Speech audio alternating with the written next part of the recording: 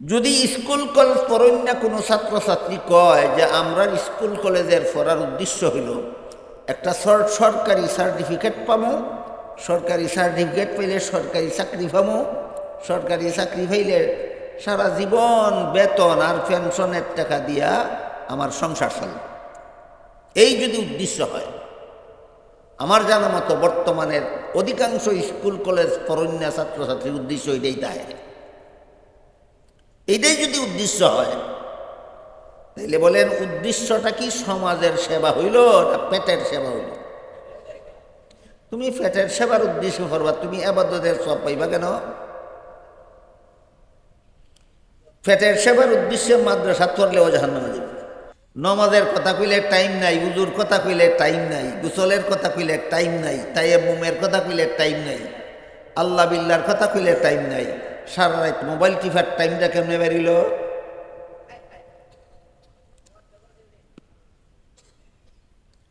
এই রকমের ফাঁকিবাজি কথা দিয়া আলেমদের মুখ বন্ধ করা যাইতে পারে, কিন্তু কিয়ামতের দিন আল্লাহরে বুঝানি যেত।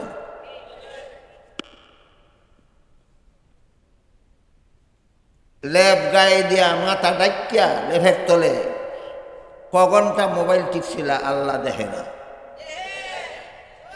মৌলবী এনে দেখে না। তুমি লেফের তলে কেল্লা ঢুকাইয়া কত ঘন্টা মোবাইল টিপছো, মৌলবী এনে দেখে না, আল্লাহ তো দেখে। মৌলবীরে বুঝাইলেছ টাইম নেই, আল্লাহ তো সাথে সাথে জিজ্ঞেস করবো 3 ঘন্টা মোবাইল টিপার টাইম কেন ভাইসলি? আল্লাহ পাক রব্বুল আলামিন কুরআনের আয়াতে বলেন আলাম ইয়ালাম বিআন্নাল্লাহা ইয়ারা, বান্দা কি জানে না আল্লাহ যে দেখে? দেখেন, আল্লাহ কত চমৎকার ভাষায় কিছু, বান্দা কি জানে না আল্লাহ যে দেখে। এই জন্য মুফাসসিরিন কেরাম তাফসীরের কিতাবে লেখছেন তোমার মুসলমানিটা বজায় রেখে স্কুলে পড়ো, কলেজে পড়ো, ভার্সিটিতে পড়ো, সবটা সওয়াবের কাজ, সবটা সওয়াবের কাজ।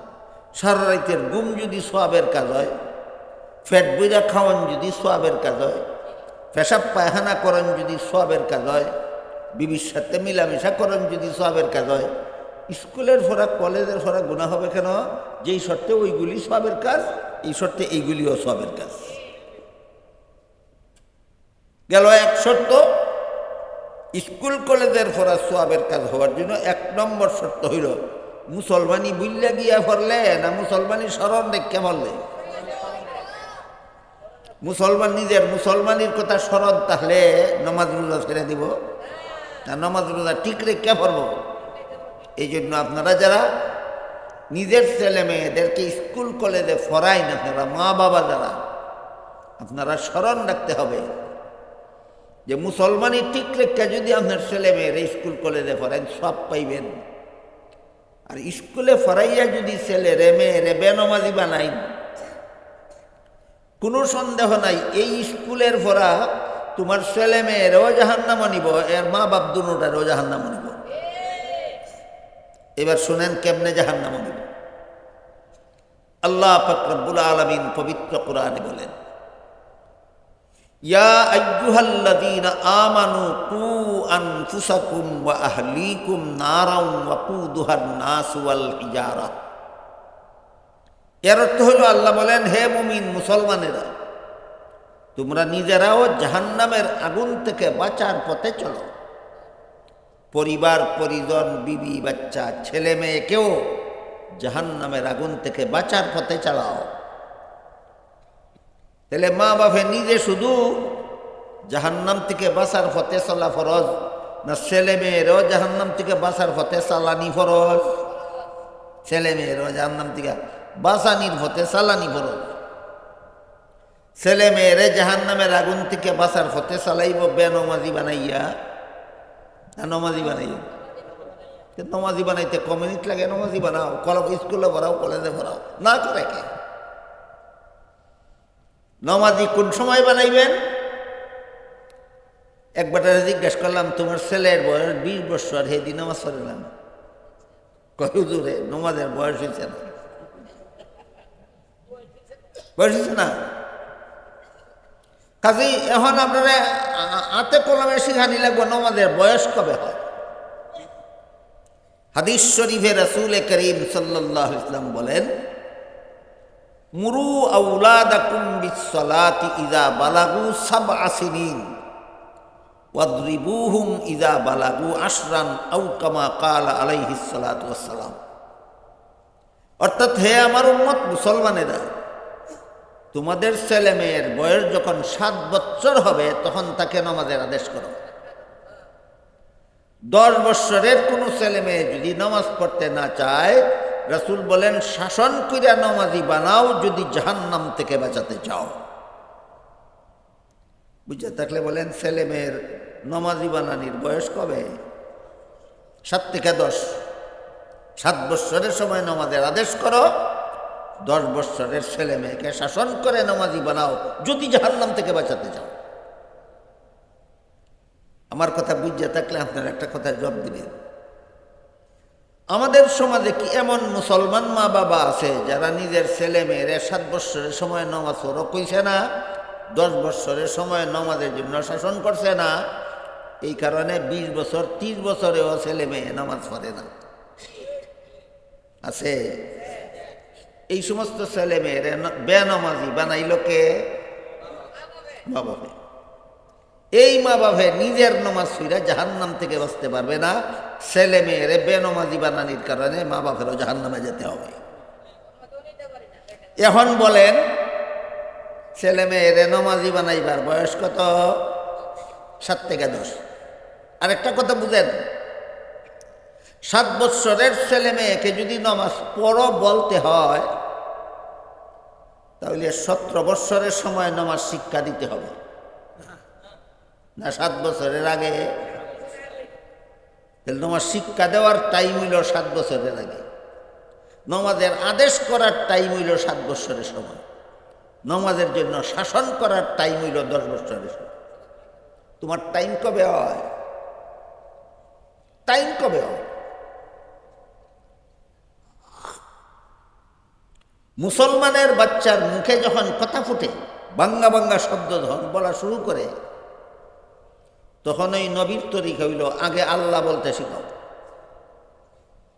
বাঙ্গা বাঙ্গা শব্দ যখন মা মা বা বা যখন জপতে থাকে, তখন তুমি তার সামনে জপতে থাকো আল্লাহ আল্লাহ আল্লাহ আল্লাহ। মা জফাবাদ দিয়া বা জফাবাদ দিয়া আল্লাহ জপব। তো আল্লাহ জফা যখন ঠিক হয়ে যাইব গা, তখন মা আম্মা কইতে পারবো, যখন বাবারে আব্বা কইতে পারবো, তখন লা ইলাহা ইল্লাল্লাহ কইতে পারবো, মুহাম্মাদুর রাসূলুল্লাহ কইতে পারবো। শিখাই লাও। 3 বছর বয়সে কলেমাটা শিখাই লাও। 4 বছর বয়সে সুবহানাকা আল্লাহুম্মা শিখাই লাও। 5 বছর বয়সে আলহামদু সূরা থেকে আলাম তারা পর্যন্ত শিখাই লাও। 6 বছর পর্যন্ত আত্তাহিয়াত দুরূদ শরীফ শিখাই লাও। 7 বছরের সময় কও বাবা এইভাবে নামাজ পড়ার লাগে। এই তো শেষ হয়ে গেল।